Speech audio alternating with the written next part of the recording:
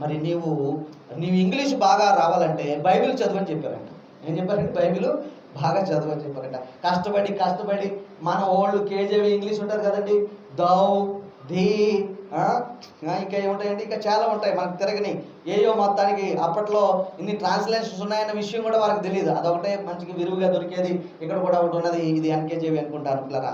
ఎన్కేజేవి ఏదో దొరుకుంటుంది. మొత్తానికి కష్టపడి మొత్తానికి ఇంగ్లీష్ మీద పట్టు సాధించి మొత్తానికి అనుకున్నది సాధించాడంట. చూడండి, దేవునికి మహిమ కలుగునుగా. హల్లెలూయా. చూడండి పిల్లరా, దేవుని యొక్క వాక్యంలో జ్ఞానం ఉన్నది. జ్ఞానానికి అధిపతి మన ప్రభు అయిన దేవుడు. దేవునికి స్తోత్రం కలుగునుగా. హల్లెలూయా. జ్ఞానమునకు అదే చెప్తున్నాడు ఇక్కడ. ఆయన ఆశ్చర్యకరుడండి, వండర్ఫుల్ కౌన్సిలర్. ఈ రోజుల్లో మనకు కావాల్సింది పిల్లరా జ్ఞానమై ఉంటూ ఉన్నది. మన పిల్లలను పెంచుకోవడానికి జ్ఞానం అవసరమై ఉంటూ ఉన్నది. మొన్న ఎవరో చెప్తున్నారు, అమ్మగారు చెప్తూ ఉన్నారు చిన్న పాపల గురించి. ఆమె చాలా జ్ఞానవంతురాలండి, అన్నీ బాగా జ్ఞాపకం ఉంచుకుంటుంది అంటున్నారు. మంచిదే. ఆ జ్ఞానాన్ని మనం ఎలా మలచాలంటే పిల్లరా, దేవుని వాక్యాన్ని నేర్చుకోవడానికి మలచాలి. కంటత వాక్యాలు నేర్చుకోవడానికి మలచాలి. ఎందుకంటే పిల్లలు చాలా స్మార్ట్గా ఉంటారండి ఈ రోజుల్లో చాలా స్మార్ట్గా ఉంటారు. ఆ స్మార్ట్నెస్ అంతా కూడా దేవుని లేఖనాలు నేర్చుకోవడానికో ప్రార్థన చేయడానికో మనం వాటిని మలపవలసిన వారంగా ఉన్నాం. ఎందుకంటే బాలుడిగా ఉన్నప్పుడు వానికి మనం త్రోవను నేర్పినట్లయితే వాడు పెద్దవాడైనప్పుడు దాని నుండి తొలగిపోడు. ఇప్పుడే మీ శ్యామలత గారి సాక్ష్యాన్ని మనం విన్నాం. ఎవరిని చూసినా క్రమశిక్షణ, మాట్లాడాలి, పలకరించాలి. పెద్దోళ్ళు వస్తే చేతులు కట్టుకుని మాట్లాడాలి. ఒక అనుభవం చెప్పారు అమ్మగారు, మీరు విన్నారో లేదో, మొన్న నాకు చెప్పారు. ఒకరోజు కాలేజీలో ఆమె ప్రిన్సిపల్గా ఉన్నప్పుడు అమ్మగారు అక్కడ ఉన్నారు. అంటే పెద్దమ్మ వస్తుందిరా బాబు, పెద్దమ్మ మరలా ప్రిన్సిపల్ రెండు అయినాయి. ఎందుకు వచ్చి పరుగుని వెళ్ళారంట. పరుగుని వెళ్తే ఊరుకుంటారా? పట్టుకున్నారు, మొత్తానికి పట్టుకుని క్లాస్ పీకారు. అట్లా కాదు కదా, హాయ్ గుడ్ మార్నింగ్ అని వెళ్ళిపోతే అయిపోయేది. పరిగెట్టినందుకు పావు గంట క్లాసు. చూడండి, పెద్దోళ్ళతో అంటే అది క్రమశిక్షణ అండి. పలకరించాలి కదా. మనం కొన్నిసార్లు ఏమండి అంటే ఈ బండి మీద వెళ్ళినప్పుడు, ఆటో మీద వెళ్ళినప్పుడు ఆగి ఆటో ఏమైనా ఆపేసి పలకరించమని కాదు. అక్కడ ఏదో క్యాంపస్లో రౌండ్స్ అవుతూ ఉన్నాయి, అలా పలకరించమని. క్రమశిక్షణ పిల్లలు, క్రమశిక్షణ. స్మార్ట్నెస్ని మనము దేవుని పనులకు వాడాలి. దేవునికి మహిమ కలుగునుగా. హల్లెలూయా. చూడండి, ఇక్కడ ఏమంటే బలవంతుడైన దేవుడు మాత్రమే కాదు పిల్లరా, ఆయన నిత్యుడగు తండ్రి. ఇంగ్లీష్లో దీన్ని ఏమంటారంటే ఎటర్నల్ ఫాదర్. నిత్యుడగు తండ్రి, ఎప్పటి నుంచో ఆయన మనకు తండ్రి. దేవునికి స్తోత్రం కలుగును గాక. భూమి పుట్టక ముందు నుండి ఆయన మనసులో నీవు నేను ఉన్నాం పిల్లరా. ఒక ఆయన అనుకుంటాడు, మరి నేను పెళ్లి చేసుకుంటాను, పిల్లలు కలుగుతారు, వాళ్ళకి పెళ్లి చేస్తాను, మరి ఉద్యోగం చేసుకుంటాను, నా బతుకైపోద్దని అనుకుంటాడు మనసులో. అలాగే దేవుడు కూడా అనుకున్నాడంటే ఫలానా సమయంలో ఫలానా వారు జన్మించాలన్నట్టుగా ఆయన అనుకున్నాడు. మీకు ఇంకొక సంగతి చెప్తాను, కొంచెము వినటానికి విపరీతంగా ఉండొచ్చు కానీ పిల్లరా, అది లేఖనాలు సపోర్ట్ చేస్తున్నది. ఏమిటంటే యేసు ప్రభుగా ఈ లోకంలోనికి రావాలని దేవుడు పిల్లరా తన మనసులో ఉద్దేశించాడు. మానవుడిగా రావాలని ఏదేను వనములో ఆయన యేసు ప్రభువుగా వారికి కనపడ్డాడు. ఎందుకంటే దేవుడు ఆత్మస్వరూపి కదండి. ఆత్మకు మరి శరీరము, రక్తము, మాంసములు ఇవన్నీ ఏమి ఉండవు. ఎప్పుడైతే ఆయన దానిని ధరించుకున్నాడో ఆ యొక్క ప్రత్యక్షతను మనం యేసు ప్రభు అంటూ ఉన్నాం. అంటే అప్పుడు యేసు ప్రభు అని వారికి తెలియదు పిల్లరా. ఆయన దేవుడు యెహోవా. ఇప్పుడు మనం చెప్పుకున్నాం కదా ఎల్ షదాయ్. అప్పట్లో ఆది కాండంలో ఏమనేవారంటే ఆయన్ని ఎలోహిం దేవుడు అనేవారు. ఏమనేవారండి? ఎలోహిం దేవుడు. దేవునికి మహిమ కలుగుతుంది. అంటే ప్రభువైన దేవుడు, అధికారి అయిన దేవుడు, అధిపతి అయిన దేవుడని ఆయన పిలువబడుతూ వచ్చాడు. ఏదేమైనా పిల్లరా, ఆయన మనస్సులో నేను ఒక మనుష్య కుమారునిగా లోకంలోనికి వెళతాను, సమయం వచ్చినప్పుడు నేను వెళతాను, ఈ మానవుల బాధలన్నిటినీ నేను చూస్తాను. ఏమంటే ఇది సర్వసాధారణం కదా. ఏదైనా ఒక వస్తువును తయారు చేసిన వ్యక్తి ఏమనుకుంటాడు, ముందు ఆ వస్తువును ఆయన వాడి చూస్తాడు. ఇందులో ఏం సమస్యలు వస్తూ ఉన్నాయి, ఇందులో ఏమి రిపేర్లు వస్తూ ఉన్నాయని ఆయన చూస్తాడు. అలాగే పిల్లరా, దేవాది దేవుడు కూడా మనల్ని లోకంలోనికి పుట్టించినప్పుడు తర్వాత కొన్ని సంవత్సరాలకు ఆయన కూడా దిగి వచ్చి మన బాధలన్నిటిలో ఆయన కూడా సహానుభావము కలిగిన వాడుగా ఆయన ఉన్నాడు. దేవునికి మహిమ కలుగును గాక. హల్లెలూయా. నిత్యుడకు తండ్రిగా ఆయన మనకు కనబడుతూ ఉన్నాడు. ఈ సందర్భంలో హెబ్రీయులకు రాసిన పత్రిక 12:2 కూడా చదువుకున్నాం పిల్లరా. ఆయన ఇంకా దేనికి కర్తగా ఉన్నాడు ఒకసారి మనం చూద్దాం.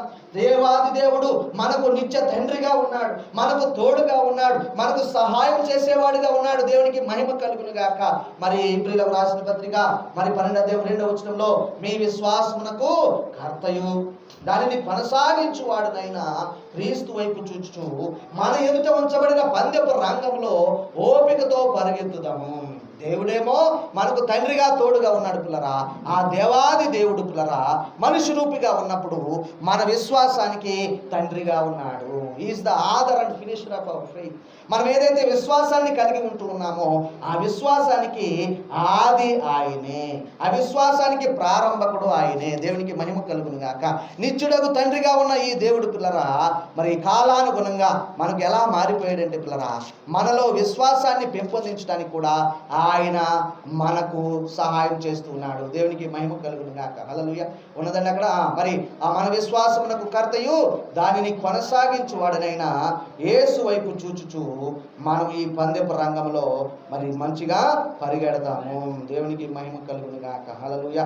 ఎస్. 2వ వచనం, మనం కూడా ప్రతి భారమును సులువుగా చిక్కులు పెట్టు పాపమును విడిచిపెట్టి విశ్వాసమునకు కర్తయు. చూడండి, విశ్వాసానికి కర్త పిల్లరా. కర్త, కర్మ, క్రియ అనేవి వ్యాకరణంలో ఉంటూ ఉంటాయి. కర్త అనగా మూలకుడు, జనకుడు, తండ్రి అని మనం అంటూ ఉన్నాం. అయితే బైబిల్ ఇంకొక జనకుడిని గురించి కూడా చలవిస్తూ ఉన్నది. అదేవిడంటే సాతానుడు. ఎవరినైనా సాతానుడు. ఆడిదేనికి జనకుడు? అబద్ధానికి జనకుడు, మోసానికి జనకుడు, హత్యను, నాశనాన్ని, కలవరాన్ని, కొండెములను పుట్టించడానికి, సహోదరుల మధ్య ఐక్యతను చెడగొట్టడానికి వాడు జనకుడుగా ఉన్నాడు. అబద్ధము దేవుడి నుంచి పుట్టలేదండి. అబద్ధానికి జనకుడు ఎవడట? సాతానుడు. దేవునికి మహిమ కలుగును. ఈ సాతానుడు పిల్లరా మరి గర్వంతో నిండిన వాడై, తిరస్కార బుద్ధి కలిగిన వాడై ప్రభువునే మరి ఆయనను దూషించి లేదంటే ఆయనతో సమానముగా ఉండిపోవాలన్న ఒక గర్వంతో ఆ యొక్క అబద్ధ మోసముతో తన హృదయం నిండిపోయినప్పుడు అతడు పడద్రోయబడిన సంగతిని మనం ఎరుగుతాం. అలాగే పిల్లలు ఇక్కడ మనం చూస్తున్నాము, దేవుడు మనకు నిత్య తండ్రిగా ఉన్నాడు. ఒకరోజు కాదండి, ఈ లోక సంబంధమైన తండ్రులు మనల్ని మధ్యలోనే వదిలి వెళ్ళిపోతూ ఉంటారు. ఎందుకంటే అది వారి ఆయుష్. ఈ కరోనా కాలంలో మరీ కదా, ఎవరు ఎప్పుడు ఎందుకు ఎలాగూ ఏమవుతారో మనం చెప్పలేకపోతూ ఉన్నాం. దేవునికి మహిమ కలుగును గాక. మిస్ అమలత ఆంటీ గారికి దేవుడు 90 సంవత్సరాల ఆయుష్ ఇచ్చాడు. వారిని బట్టి మనం ప్రభుని స్తుతించాలి. అందరము మరి ఎవరెవరు కోరుకుంటారో కోరుకోండి. నాకు దీర్ఘాయుష్ కావాలన్న వారు మీరు ప్రార్థన చేసుకోనండి. దేవునికి మహిమ కలుగును గాక. హల్లెలూయా. పిల్లరా చూడండి, మరి లోక సంబంధమైన తండ్రులు కొంతకాలం మాత్రమే మనతో ఉంటారు. ప్రతి తండ్రి ఏమనుకుంటాడంటే తన కొడుకులు లేదంటే తన పిల్లలు ఒక స్టేజ్కి వచ్చేసి వాళ్ళ కాళ్ళ మీద వాళ్ళ బ్రతకలిగినప్పుడు వాళ్ళు ఏమనుకుంటారంటే ఇక పర్లేదు, నేనున్నా లేకపోయినా పర్లేదు అనుకుంటూ ఉంటారు. పిల్లరా ఇది మానవ సహజం. అలాగే ఏ విషయమైనా పిల్లరా ఏదైనా ఈ సృష్టిలో ఉన్న ఏదైనా కూడా ఏ జంతువు అయినా తన పిల్లకి అన్నీ నేర్పేసి తాను పక్కకి వెళ్ళిపోతూ ఉంటుంది. కానీ ప్రభు అయిన దేవుడు పిల్లరా మనకు నిత్యము మనలను నడిపించే తండ్రిగా ఆయన ఉన్నాడు. Eternal father. దేవునికి స్తోత్రం కలుగునుగాక. ఈ పుట్టబోయే శిశువు ఆ యొక్క నిత్య తండ్రి అయి ఉన్నాడు. దేవునికి మహిమ కలుగునుగాక. నేను అదే మీకు పదే సార్లు మనం చెప్పుకుంటూ వస్తూ ఉన్నాం. పాత నిబంధనలో ఎలోహిం దేవుడు, ఏల్ షడాయి దేవుడు, ఎబెనేజర్ దేవుడు పిల్లరా నూతన నిబంధనలో ఇమ్మానుయేలుగా మనకు తోడుగా వచ్చాడు. దేవునికి మహిమ కలుగునుగాక. హల్లెలూయా. ఏమండి, ఎబెనేజర్ దేవుడుగా ఉన్నవాడు, ఎటర్నల్ ఫాదర్గా ఉన్నవాడు ఇప్పుడు ఆయన మనతో ఎలా ఉన్నాడంటే ఇమ్మానుయేలు దేవుడుగా ఉన్నాడు. దేవునికి స్తోత్రం కలుగునుగా. హల్లెలూయా. మరి ఆయనే మరి మన విశ్వాసానికి ఆధారభూతుడుగా ఉన్నాడు. ఆయనే మన విశ్వాసానికి కర్తగాను కొనసాగించువాడుగాను ఉన్నాడు. యేసు ప్రభును ఆనుకొని ఉంటే పిల్లరా ఈ విశ్వాస జీవితంలో మనం ప్రయాణం చేస్తూ ఉంటాము. ఏమండి, మరి లంగర్ ఉంటుందండి. కొన్ని వాటికి ఏముంటుంది? లంగర్ ఉంటుంది. అది ఆ లంగర్ని దేనితోనో మరి బైబిల్లో గ్రంథంలో పోల్చబడింది. ఆ లంగర్ ఉన్నప్పుడు పిల్లరా మరి ఆ పొడవ ఎటు కానీ కదలదు. సరే, అలాగే ప్రభువుని పట్టుకొని ఉంటే మన విశ్వాస జీవితాలు పిల్లరా మనము తొలగిపోవడానికి వీలు లేదు. కుడికి తొలగుతుంటే ఇదిగో నువ్వు కుడికి వెళ్తున్నావు సరిబాబు అని దేవుని వాయిస్ వినపడుతుందంటే, ఎడమకు తొలగుతూ ఉంటే దేవుని వాయిస్ నువ్వు సరిలేవన్నప్పుడు మరలా మనం సరి అవుతూ ఉంటామనేటువంటిది లేఖనం సెలవిస్తూ ఉన్నది. మత్తయి సువార్త 1వ అధ్యాయంలో పిల్లరా ఆ మాటలు మనం చూస్తూ ఉన్నాం. ఇమ్మానుయేలు దేవుడు మనకు తోడుగా నుండివాడు, మనలను నడిపించువాడు, మనకు పిల్లరా సహాయమును చేస్తూ మనలను పిల్లరా మరి మనకు తోడుగా ఉండే దేవుడుగా ఆయన ఉంటూ ఉన్నాడు. ఎబెనేజర్గా ఆయన మనల్ని నడిపించుకుంటూ వస్తూ ఉన్నాడు. ఎటర్నల్ దేవుడుగా నిత్యుడగు తండ్రిగా మనకు తండ్రి అనేటువంటి ఆ యొక్క పాత్రను ఆయన చూసుకుంటూ వస్తూ ఉన్నాడు. అలాగే ఇక్కడ ఈ మాటలో మనం చూద్దాం. చూడండి, ఆమె ఒక కుమారుని కనును 21వ వచనం అండి. మత్తయి సువార్త 1వ అధ్యాయము 21వ వచనము. అలాగే 22వ వచనంలో ఈ మాటలన్నీ కూడా ఉన్నాయి. ఆమె ఒక కుమారుని కనును, తన ప్రజలను వారి పాపముల నుండి ఆయనే రక్షించును గనుక ఆయనకు యేసు అని పేరు పెట్టుదు అనెను. రక్షకుడు గనుక ఆయనకు యేసు అని పేరు పెట్టదు. ఎంతటి భాగ్యం చూడండి పిల్లరా. పేరు పెట్టే భాగ్యము దేవుడు మరి తండ్రులకు అనుగ్రహిస్తూ ఉంటాడు, కుటుంబ యజమానికి ఇస్తూ ఉంటాడు. కాబట్టి ఇక్కడ మరి యోసేపుతో మాట్లాడుతూ అంటూ ఉన్నాడు, దేవాది దేవుడు ఒక శిశువుగా జన్మించినప్పుడు, ఒక రక్షకుడిగా వచ్చినప్పుడు నువ్వేం చేస్తావు తెలుసా? ఆయనకు రక్షకుడు అనే పేరు పెడతావు. ఏమంటే మనకు పొడి మాటల్లో యేసు రక్షకుడు అని పిల్లరా అని రాయబడింది కానీ పిల్లరా, నిజానికి అది వ్యవహారిక భాష అండి. యేసు అనేది వ్యవహారిక భాష పేరు. గ్రాంథికంలో రాయాలంటే ఏం రాస్తారంటే యెషువా లేదంటే యెహోషువా అని రాస్తూ ఉంటారు. దానికి అర్థం ఏమిటంటే దేవుడే నా రక్షకుడు. దేవునికి మహిమ కలుగును గాక. హల్లెలూయా. మనలోని పిల్లరా మరి పాప కోపం నుండి కావచ్చు, రోగ బాధల నుండి కావచ్చు, ఏమంటే ఒంటరితనము, నిరాశ నిస్పృహల నుండి కావచ్చండి, ఏదైనా కానీ కాపాడేవాడు, రక్షించేవాడు మన ప్రభు అయిన యేసుక్రీస్తే. దేవునికి ఈ సామర్థ్యం ఎలా కలిగింది పిల్లరా అని మీరు అడిగితే హెబ్రీ గ్రంథకర్త చెప్తా ఉంటాడు, ఆయన మనలో ఒకడిగా మారిపోయాడు, రక్తమాంసాలు ధరించుకున్నాడు. దేవునికి మహిమ కలుగును గాక. హల్లెలూయా. రక్తమాంసాలు ధరించుకొని మనము అనుభవిస్తున్న ప్రతి బాధను ఆయన కూడా చవి చూచాడు. దేవునికి మహిమ కలుగును గాక. హల్లెలూయా. మనము ఎదుర్కొంటున్న ప్రతి నష్టాన్ని, కష్టాన్ని పిల్లరా, ఒంటరితనం కావచ్చు, ఎడబాటు కావచ్చు పిల్లరా, మరి ఇంకా ఏదైనా మరి తల్లిదండ్రులను కోల్పోవడమో, మరి ఆస్తిని కోల్పోవడమో, మరోటో నిందలు పొందుకోవడమో, ఏమంటే నిష్కారణంగా ధృవీకరింపబడటమో, అన్ని రకాల అనుభవాలను ఆ ప్రభు అయిన దేవుడు మన తరపున అనుభవించాడు. మనకు సహాయం చేయుటకు ఆయన వాటన్నిటినీ కూడా అనుభవించాడు అనేటువంటిది మనం చూస్తూ ఉన్నాం. రండి ఈ మాటలు మనం చదువుకుందాం. ఇదిగో ఆయనకు యేసు అని పేరు పెట్టుదు అనెను. 22వ వచనంలో ఇదిగో కన్యక గర్భవతి అయి కుమారుని కనును. ఆయనకు ఏ పేరు పెడతారండి? ఇమ్మానుయేల్ అనే పేరు మీరు పెడతారు. ఇమ్మానుయేల్ అని పేరు పెడతారు అని ప్రభు తన ప్రవక్త ద్వారా పలికిన మాట నెరవేరినట్లు ఇదంతా కూడా జరిగింది. చూడండి, అక్కడే ఉన్నది చూడండి. ఇమ్మానుయేలును పేరునకు భాషాంతరమున దేవుడు మనకు తోడని అర్థము. దేవునికి మహిమ కలుగును గాక. హల్లెలూయా. ఆయన మనలో ఎవరికి దూరముగా ఉండే దేవుడు కాదండి. దేవునికి స్తోత్రం కలుగును గాక. హల్లెలూయా. ఆయన మనతో ఉన్నాడు. ఇంకా స్పష్టంగా చెప్పాలంటే ఆయన మనలో ఉన్నాడు. ఎప్పుడైతే దేవుని ఆత్మ మనలోనికి వస్తుందో అది దేవుని యొక్క నివాసము పిల్లరా. మీకు ఇక్కడ ఒక సంగతి చెప్తాను, నిజంగా జరిగిన ఒక సంఘటన పిల్లరా. ఒక ఆయన తన బ్రతుకు చాలా నిరాశలో కూరుకుపోయింది. డబ్బంతా కూడా మరి వ్యసనంతో ఆయన పాడు చేసుకున్నాడు పిల్లరా. కానీ ఒక సందర్భంలో ఏమనుకున్నాడంటే ఇంకా నేను చచ్చిపోవాలనుకున్నాను. ఏమనుకున్నాడండి? చచ్చిపోవాలనుకున్నాను. సూసైడ్ టెంప్టేషన్ వచ్చేసింది. అయితే మరి ఇంటి వాళ్ళు అంటారు కదా, ముందైతే ఈయన్ని ఎవరు ఆపలేక పోలీసు వాళ్ళకి అప్పగించారు. ఎవరికి అప్పగించారండి? పోలీసు వాళ్ళకి అప్పగించారు. పోలీసు వాళ్ళు అప్పగిస్తే వాళ్ళు ఊరుకుంటారా? వాళ్ళ ఇంట్లో పెట్టుకుంటారేంటి? ఎక్కడ పెడతారా? వాళ్ళ ఇల్లు జైల్లో పెడతారు. జైల్లో పెట్టినా అక్కడ కూడా ఈయన ఏదో అటెంప్ట్ చేస్తా ఉన్నాడు. ఆయన దగ్గర పోలీసు వాళ్ళు ఆ టెక్నిక్లు అన్నీ తెలుసు వాళ్ళకి. అవన్నీ ఏదైనా ఏమి ఈ గొలుసులు కానీ ఈ ఏదైనా ఒంటి మీద ఏమి ఉండకుండా పెడతారు, అన్నీ చేస్తారు. అలా చేసినా కానీ ఎక్కడో మొత్తానికి ఒక బ్లేడ్ ముక్క దాచుకున్నాడు. ఏం చేసేదండి? ఒక బ్లేడ్ ముక్క బట్టలోనే ఎక్కడో, మరి మొత్తం నివస్త్రం చేయరు కదా, బ్లేడ్ ముక్క దాచుకుని రాత్రి ఎలాగైనా చచ్చిపోవాలని నిర్ణయించుకున్నాను. పోలీసులు తిరుగుతూ ఉన్నారు బయట. తిరుగుతూ ఉంటే మరి ఈయన ఇంకా తాను అర్ధరాత్రి అయింది, ఇంక ఏదో చేసుకుని మొత్తం రక్తం అంతా తీసేసుకుని చచ్చిపోవాలనుకున్నాను. అలా ఉండగానే జైల్లో పెట్టారు కదా, జైల్లో పిల్లరా ఫర్నిచర్ ఉంటే ఆ ఫర్నిచర్లో ఇలాంటి ఒక పుస్తకం కనపడింది. ఇదే ఇలాంటి పుస్తకం, ఇలాంటిది అంటే కొంచెం పెద్ద సైజులో ఉండొచ్చు. ఇది న్యూ మోడల్ కదా, ఇలాంటిదే ఒకటి న్యూ టెస్ట్మెంట్ గిడియన్స్ వర్ది ఉన్నది. అది కూడా తెరిచి ఉన్నదట. సొరుగు తీయగానే తెరిచి ఉన్నదట. ఆ తెరిచి ఉన్నప్పుడు కొరింథీయులకు రాసిన మొదటి పత్రిక 3వ అధ్యాయం 16వ వచనం కనపడింది. 17వ వచనం కూడా కనపడింది.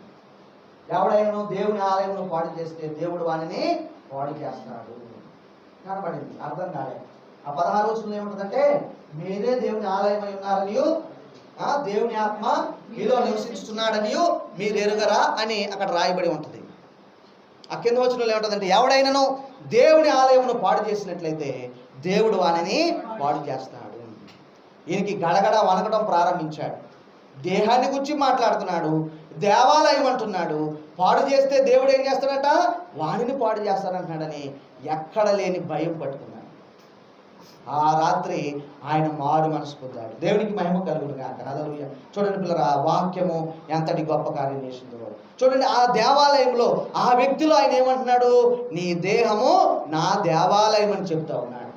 మనం కూడా కాంటెంపరీగా మనం ఏం చేస్తామంటే ఈ దేహాన్ని పచ్చబొట్టులు చేస్తూ ఉంటాం, లేదంటే ఇంకోటి చేస్తూ ఉంటాం, ఎక్కువ నిద్ర చేస్తూ ఉంటాం, లేదంటే నిద్ర మొత్తానికి లేకుండా చేస్తూ ఉంటాం, బద్ధకస్తులుగా చేస్తూ ఉంటాం. కానీ దాన్ని కూడా దేవుని దేవాలయం అనేది మనం గుర్తించుకోవాలి. ఎవడైనాను దేవుని ఆలయమును పాడు చేస్తే దేవుడు వానిని పాడు చేస్తాడు అనేటువంటి మాట ద్వారా అతడు పట్టబడి అతడు రక్షించబడ్డాడు. దేవునికి మహిమ కలుగును గాక. హల్లెలూయా. అంటే ఆ ఒక్క సందర్భమే కాదు కానీ ఆ మాట ద్వారా ఆయన కన్విన్స్ అయ్యాడు. అయ్యో నా దేహాన్ని నేను చంపుకోకూడదు, నేను మరి అది చేయకూడదు అని చెప్పేసి ఏమిటి ఎంతగా ఈ మాటలు ఉన్నాయనే గ్రంథాన్ని తీసుకుని ఆయన మరి అంటే వాక్యం ఎరిగిన వాడే, ఒక విధంగా ఆయన వాక్యం ఎరిగిన వాడే, కానీ సాతానుడి శోధన వలన తన యొక్క వ్యక్తిగత క్రమశిక్షణ లేకపోవడం వలన సూసైడల్ టెంప్టేషన్స్తో చనిపోవాలనుకున్నప్పుడు పిల్లరా మరలా వాక్యము ద్వారా ఆయన హెచ్చరింపబడి తాను మరలా ప్రభు దగ్గరికి రావడం అనేది ఆ వ్యక్తి జీవితంలో జరిగింది. దేవునికి మహిమ కలుగును గాక. హల్లెలూయా.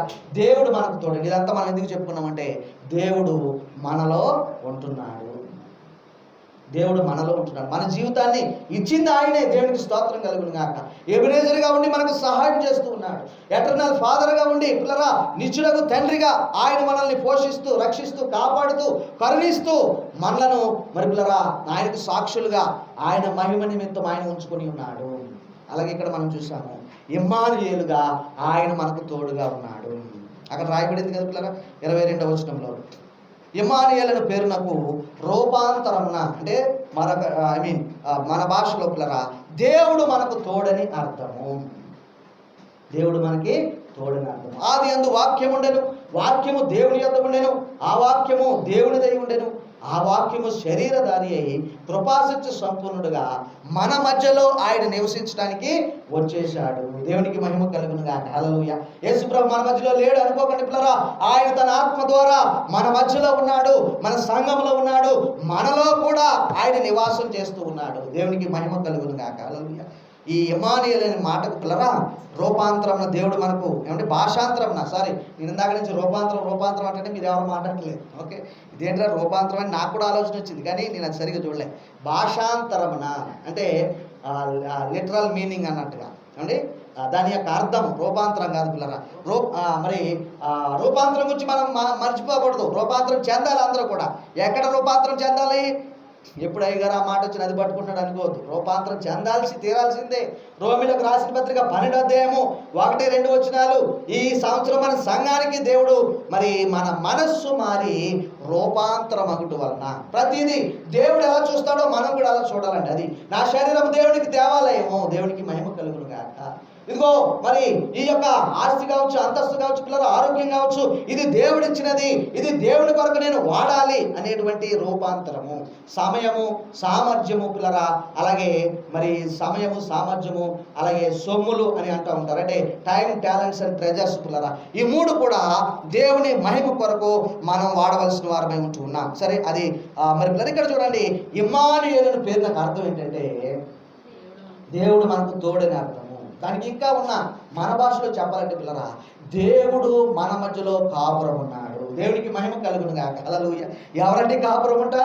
ఎవరంటే మన ఇంటి పక్కన ఒక పోలీస్ అధికారి ఉంటే వాళ్ళ ఇంటి పక్కనే మాదని చెప్పుకుంటూ ఉంటాం. లేదంటే ఎవరో ఒకరు అక్కడ ఉద్యోగస్తులు ఉంటే ఆ పలానా అయినండి వాళ్ళ ఇంటి పక్కన మా ఇల్లు అని అంటూ ఉంటాం.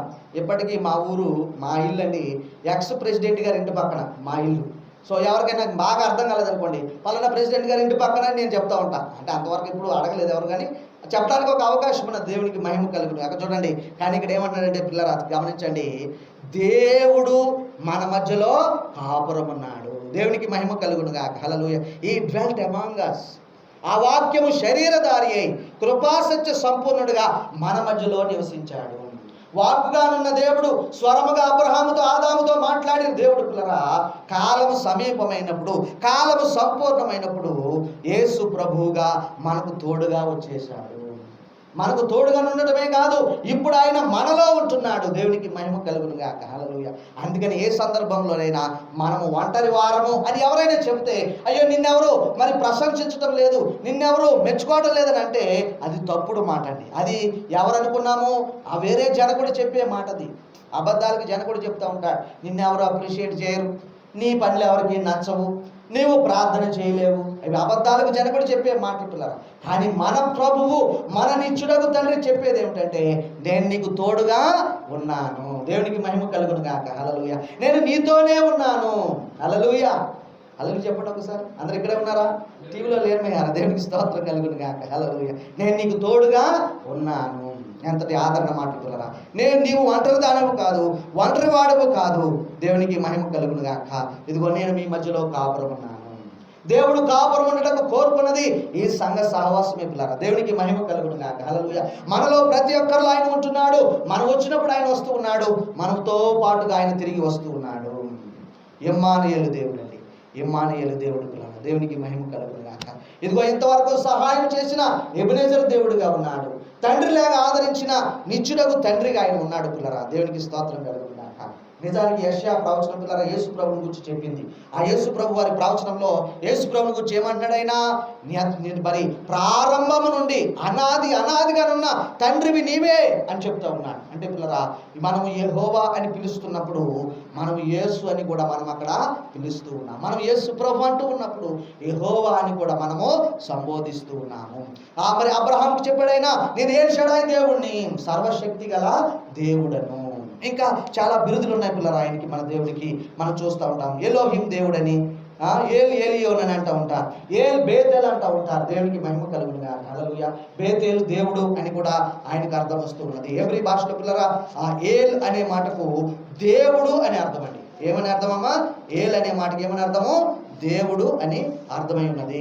ఎలియోన్, ఎలోహిం ప్రభు అయిన దేవుడు, ఏల్ షదాయ్ సర్వశక్తి గల దేవుడు, ఏల్ బేతేలు దేవుడు. ఈ రిఫరెన్స్లు రాసుకోండి, మీరు తర్వాత చదువుకోండి పిల్లరా.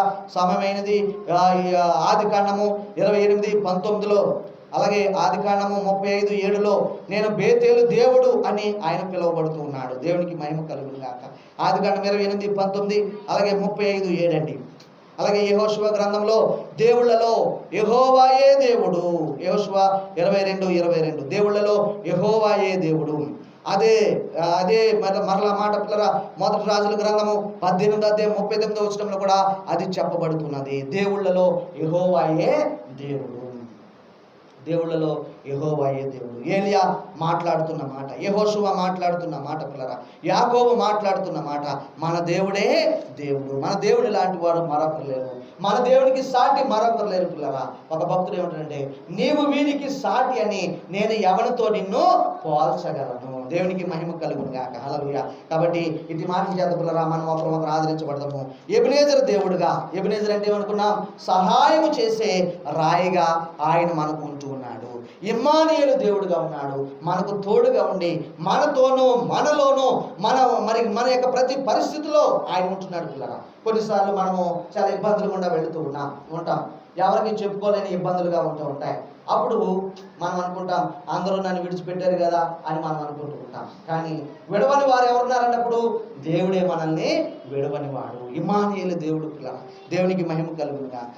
నిత్యుడగు తండ్రిగా ఆయన మనకు ఉంటూ ఉన్నాడు. నిత్యుడగు తండ్రిగా, మన విశ్వాసానికి తండ్రిగా ఆయన ఉంటూ ఉన్నాడు. మన విశ్వాసానికి తండ్రిగా ఆయన ఉంటున్నాడు. దానిని కొనసాగించేవాడు కూడా ఆయనే పిల్లరా. ఈ జీవితం ఇచ్చింది ఆయనే, ఈ జీవితాన్ని కొనసాగించేవాడు కూడా ఆయనే ఉన్నాడు. దేవుళ్ళలో ప్రభువే దేవుడై ఉన్నాడు. యేసు ప్రభువే అందరికీ దేవుడై ఉన్నాడు. దేవునికి మహిమ కలుగును గాక. హల్లెలూయా. ఆ యేసు అనే నామమును బట్టే పిల్లరా మనకు రక్షణ, స్వస్థ, శక్తి, ఆశీర్వాదములన్నీ కూడా మనకి కలుగుతున్నాయి. యేసు అనే మాటకున్నటువంటి అర్థము యెహోవాయే నా రక్షకుడు, యేసే నా రక్షకుడు అనేటువంటిది మనము గమనించుకోవాలి. ప్రార్థించుకుందాం పిల్లరా. దేవునికి మహిమ కలుగును గాక. అవును తండ్రి, నీవు ఎబెనెజరు దేవుడుగా నీవు మాకు తోడుగా ఉన్నావు. దేవునికి మహిమ కలుగును గాక. ఒక నిమిషం ఈ విన్న వాక్యాలనే మనం మననం చేసుకున్నాం పిల్లరా. నిత్యుడగు తండ్రిగా నీవు మాకు తోడున్నావు నాయన. నిత్యుడగు తండ్రిగా, నీవెన్నడూ విడిచిపెట్టని తండ్రి నాయన.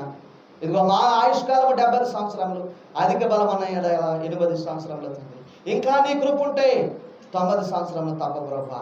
నిత్యులుగా ఉండే భాగ్యం ఈ లోకంలో మాకు లేదు తండ్రి. నీవైతే నిత్య జీవాన్ని ఇచ్చే దేవుడవు ప్రభు, నీకు వందనాలు. ఇంతవరకు మాకు సహాయం చేశావు సమూయేలు గారి మాటల్లో ప్రభు. ఎబెనేజరుగా ఉండి మాకు తోడుగా ఉన్నావు. నీకు ఒక సాక్షిగా నీవు నాయనా మాకు సహకారంగా ఉంటూ వచ్చావు. నీవు లేనిదే ఈ స్థలంలో మేము లేవు తండ్రి. నీవు లేనిదే ఈ యొక్క స్థితిలో మేము లేవు ప్రభు, నీకు వందనాలు. నీవు లేనిదే ఈ ప్రపంచం లేదు నాయన. అన్ని కలిగి ఉన్నదే నీవు లేకుండా కలగలేదు ప్రభు, నీకు వందనాలు. హల్లెలూయా. కలిగి ఉన్న సమస్తమును నీ ద్వారానే, నీ మూలముగానే అది కలిగింది కనుక నిన్ను స్తుతిస్తున్నాను. ఇమ్మానుయేలుగా మాకు తోడున్నావు ప్రభు, నీకు వందనాలు. అలనాడు ఓ ప్రభా మోషేతో ఉన్నావు, అలనాడు అయా ఏలియాతో ఉన్నావు, అలనాడు దానియేలుతో ఉన్నావు, అలనాడు యెహోషువతో ఉన్నావు, యోసేపుతో ఉన్నావు. ఈ రోజున మాకు కూడా నీకు తోడుగా ఉంటూ ఉన్నావు.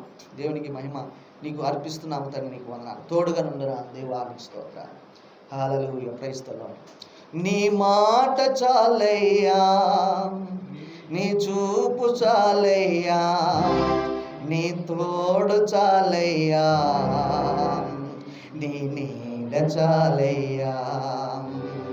నీ మాట చాలయ్యా, నీ చూపు చాలయ్యా, నీ తోడు చాలయ్యా, నీ నీడ చాలయ్యా. నీ ఉంటే నాకు చాలు యేసయ్యా, నీ వెంటే నీ ఉంటానేసయ్యా.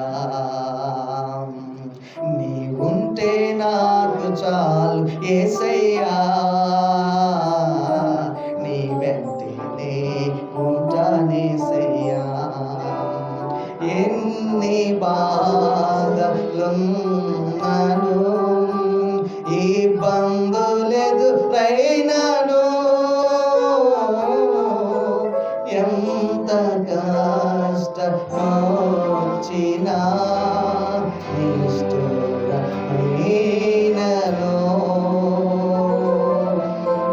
ఎన్ని బాధలున్నను, ఇబ్బందులైనను, ఎంత కష్టమొచ్చినా నిష్ఠురమైనను. నీ మాట చాలయ్యా, నీ చూపు చాలయ్యా, నీ తోడు చాలయ్యా, నీ నీడ చాలయ్యా. నీ మాట చాలయ్యా, నీ చూపు చాలయ్యా, నీ తోడు చాలయ్యా, నీ నీడ చాలయ్యా. మా విశ్వాసానికి కర్తవు నీవేనాయనా, మా విశ్వాసాన్ని కొనసాగించేవాడవు నీవే తండ్రి. మాకు జనకుడవు నాయన, మాకు జీవితం ఇచ్చిన వాడవు, మాకు సామర్థ్యం ఇచ్చిన వాడవు, మాకు సమయాన్ని సమస్తాన్ని కలుగజేసిన వాడవు తండ్రి, నీకు వందనాలు. ఈ మధ్యాహ్న సమయం తండ్రి, నీ తోడు, నీ కాపుదల, నీ సహాయపు హస్తము మాకు తోడుగా నుండ దయచేసి మమ్మల్ని నడిపించుమని యేసునామములో ఈ ప్రార్థన మమ్మల్ని అడిగి వేడుకుంటున్నాము తండ్రి. ఆమేన్. హల్లెలూయా. Thank you Jesus. ఇలా ప్రకటన విందామండి. దేవునికి మహిమ కలుగును గాక.